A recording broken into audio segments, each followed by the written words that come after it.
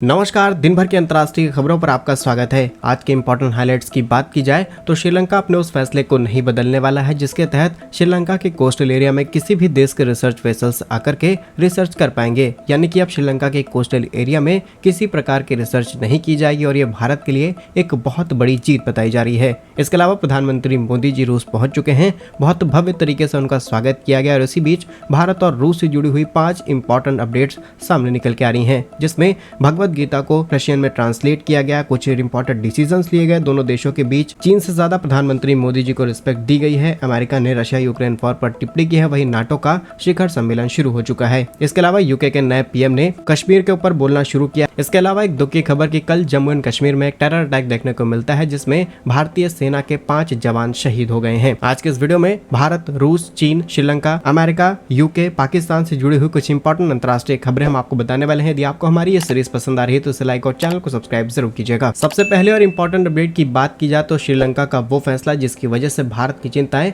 बहुत ज्यादा बढ़ गई थी। असल में लास्ट ईयर श्रीलंका एक फैसला लेता है कि वो अपने कोस्टल एरिया में किसी भी देश के रिसर्च वेसल को मंजूरी नहीं देने वाले हैं, क्योंकि जैसे ही श्रीलंका ने रिसर्च वेसल्स को अप्रूवल दिए थे, चाइना के कई स्पाई शिप यहाँ पर आकर के तैनात हो जाते हैं और वो भारत के साउथ इंडिया जहाँ पर हमारे इंपॉर्टेंट पीएसयूज के हेड ऑफिस, डीआरडीओ और तमाम रिसर्च इंस्टीट्यूशन है उन पर नजर रखी जा सके, इसका गलत इस्तेमाल चीन ने करना शुरू कर दिया था। और इसी समस्या से निपटने के लिए भारत और श्रीलंका के बीच में ऑफिशियली बातचीत शुरू की जाती है, जिसके बाद श्रीलंका ये डिसीजंस लेता है कि अब किसी भी प्रकार की रिसर्च यहाँ पर नहीं की जाएगी। लेकिन कुछ दिनों पहले ही खबर सामने निकल के आती है कि श्रीलंका के विदेश मंत्री जिनका नाम है अली साबरी, ये टोक्यो जाते हैं और वहां पर मीडिया के सामने एक स्टेटमेंट देते हैं कि ये जल्द से जल्द अपने इस प्रतिबंध को हटाने वाले हैं जिसके तहत तमाम रिसर्च वेसल्स इनके कोस्टल एरिया में आ सकते हैं। लेकिन अब उनका स्टेटमेंट खुद सामने निकल के आया है। उनका कहना है कि तमाम मीडिया के अंदर जो ऐसी रिपोर्ट्स बताई जा रही हैं ये पूरी तरीके से गलत है। वहीं श्रीलंका के विदेश मंत्री ने इस बात को क्लियर कर दिया है कि जिस तरीके के प्रतिबंध थे उसी तरीके के प्रतिबंध रहेंगे।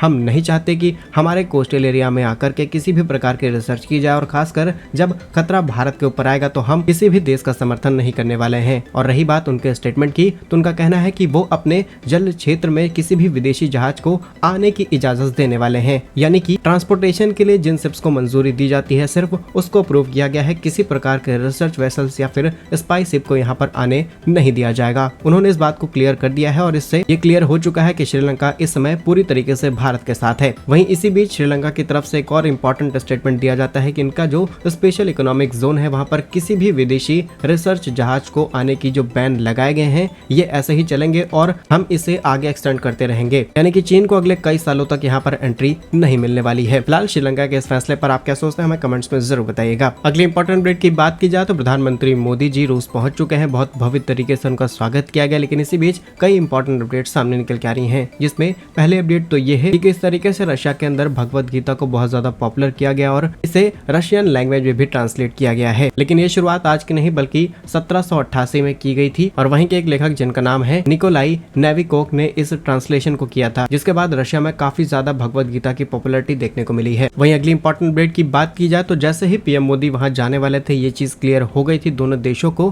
कि डिफेंस डील बड़ी पैमाने पर की जाएंगी, क्योंकि पीएम मोदी के निकलने से पहले ही भारतीय सेना को करीब 35,000 AK-203 सौंपी जा चुकी है। इसके अलावा टैंक्स को दगाने वाले कई प्रकार के आधुनिक गोलों का प्रोडक्शन भारत के अंदर शुरू किया गया है। और अब जिन इंपॉर्टेंट मुद्दों पर फैसले लिए जाएंगे वो हैं दोनों देशों की किस तरीके से सुरक्षा की जाए अंतर्राष्ट्रीय स्तर पर, Russia Ukraine war, defence, oil and gas and bilateral trade, इसके अलावा एनर्जी सेक्टर में किस तरीके से दोनों देश आगे बढ़ सकते हैं, ये सभी इंपॉर्टेंट फैसले लिए जाने हैं। अगली इंपॉर्टेंट अपडेट की बात की जाए तो चीन के राष्ट्रपति शी जिनपिंग से ज्यादा भी अच्छा और भव्य तरीके से पीएम मोदी का स्वागत किया गया है। रूस भी इस बात को बहुत अच्छे से जानता है कि चाइना वो देश है जो किसी का सगा नहीं रहा है। लास्ट ईयर ही खबर सामने निकल के आती है कि रूस के भी कई एरिया जो चीन के साथ बॉर्डर शेयर करते हैं चीन ने उनका भी नाम बदल दिया है और इस चीज को लेकर के रूस बहुत ज्यादा नाराज हो गया। लेकिन रूस ने ज्यादा कुछ बोला नहीं क्योंकि उनका जो मैक्सिमम बिजनेस है अभी चाइना के साथ चल रहा है। ऑलरेडी रशिया को सैंक्शंस फेस करने पड़ रहे हैं, इसीलिए रशिया भारत के साथ अपनी दोस्ती को पूरी दुनिया में जाहिर करता है। फिलहाल कुछ इंपॉर्टेंट डिटेल्स की बात की जाए तो प्रधानमंत्री मोदी जैसे ही मॉस्को पहुंचते हैं उनका जोरदार स्वागत किया जाता है। एयरपोर्ट पर उन्हें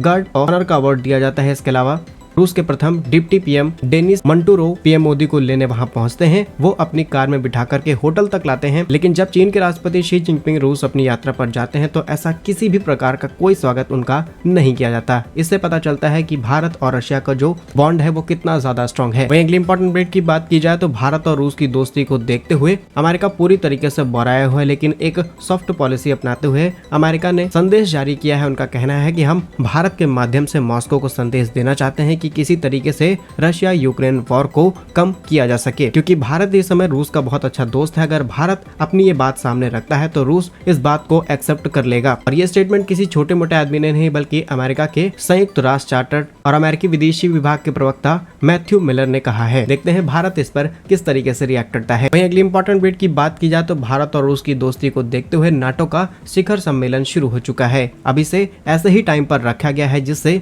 ये सभी पश्चिमी देश एक साथ आकर के दुनिया को ये जता सके कि हम एक साथ हैं और हम कभी भी भविष्य में मिलकर के एक साथ किसी के अगेंस्ट भी जा सकते हैं। फिलहाल अभी पश्चिमी देशों का भारत को लेकर के सॉफ्ट डिसीजंस लिए जा रहे हैं, लेकिन समय समय पर इनके हार्ड डिसीजंस हमने देखे हैं, चाहे भारतीय कंपनीज के ऊपर सैंक्शंस लगाना हो या फिर खुले आम भारत को धमकी देनी हो। वहीं अगली इंपॉर्टेंट डेट की बात की जाए तो भारत ने कच्चे तेल के भंडार को और ज्यादा स्टोर करने पर फोकस कर चुका है और इमरजेंसी सिचुएशन में किस तरीके से हमारी ऑयल सप्लाई डिस्टर्ब ना हो इसके लिए एक बड़ा फैसला लिया जा रहा है, जहां पर अब कई देश जैसे कि जापान, सिंगापुर, साउथ कोरिया के पास कई ऐसे तेल के भंडार हैं जो अभी खाली पड़े हैं। भारत चाहता है कि हम अलग अलग देशों से कच्चा तेल खरीद करके इन देशों के अंदर भर दें ताकि इमरजेंसी सिचुएशन में हम यहां से तेल मंगा सकें। आज अमेरिका, रूस, मिडिल ईस्ट कंट्रीज और जो दुनिया की जितने भी डेवलप कंट्रीज हैं वो इस तरीके के ऑयल रिजर्व बना करके रखते हैं और इन्हें समय समय पर इस्तेमाल भी करते रहते हैं, लेकिन भारत के पास बहुत बड़े ऑयल रिजर्व नहीं है। अगर हमारे पास सही मायने में देखा जाए तो 10 से 15 दिन से ज्यादा का ऑयल रिजर्व हमारे पास मौजूद नहीं रहेगा। तो भारत की तरफ से ये बहुत ही इंपॉर्टेंट फैसला लिया जाना है। अगली इंपॉर्टेंट डेट की बात की जाए तो जैसे ही यूके के नए प्राइम मिनिस्टर बनते हैं उन्होंने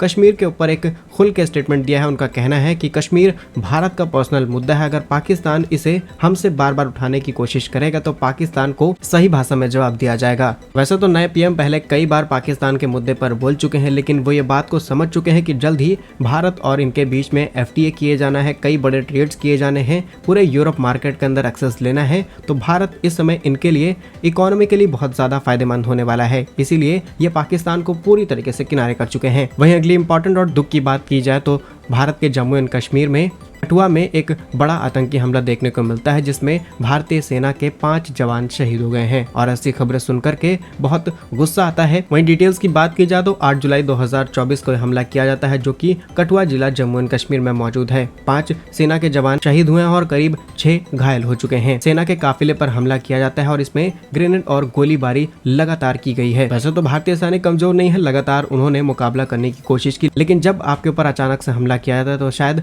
सिचुएशन उतनी ज्यादा फिट नहीं बैठती। और सिर्फ पिछले 48 घंटों के हिसाब से देखा जाए तो कठुआ जिला में सेना के एक कैंप पर भी हमला किया गया है जिसमें एक सैनिक घायल हो चुका है। कश्मीर घाटी में पुलिस तैनात की जा चुकी है, लगातार खोजबीन जारी है और इस पर एक जो शक जताया जा रहा है वो है लश्कर ए तैयबा, पाकिस्तान का संबंधित आतंकवादी संगठन है जिसे सैफुल्लाह साजिद को जिम्मेदार माना जाता है। फिलहाल इस खबर के सामने आते ही सिक्योरिटीज और ज्यादा बढ़ा दी गई है और सेना को पूरी तरीके से अलर्ट किया जा चुका है। फिलहाल पाकिस्तान की इस गंदी हरकत पर आप क्या सोचते हैं कमेंट्स में जरूर बताइएगा और ऐसी घटनाओं पर भारत सरकार को क्या एक्शन लेना चाहिए कमेंट्स में जरूर लिखिए। साथ ही आपको हमारी ये सीरीज पसंद आ रही है तो इस लाइक और चैनल को सब्सक्राइब जरूर कीजिए। वंदे मातरम, भारत माता की जय।